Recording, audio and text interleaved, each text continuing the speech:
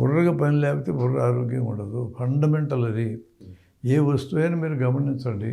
ఒక ఇనుప కర్రను తెచ్చినాం, రోజు దున్నుతుంటే తల మెరుస్తూ ఉంటుంది.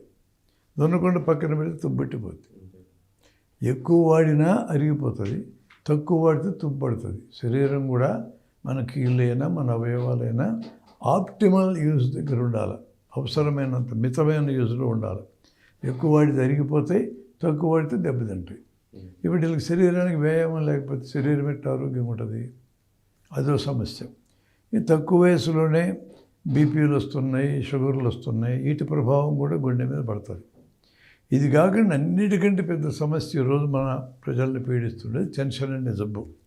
ఈ టెన్షన్ వలన శరీరంలో రకరకాల జబ్బులు, అందులో గుండె జబ్బులు ఒక ముఖ్యమైన కారణం.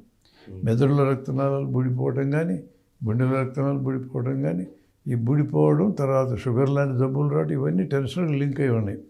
షుగరు, బీపీ ఈ రెండుకి ఒకదానికొకటి లింకే కాదు, మూత్రపిండాలకు సమస్య రావడం, గుండెకి సమస్య రావడం. ఈ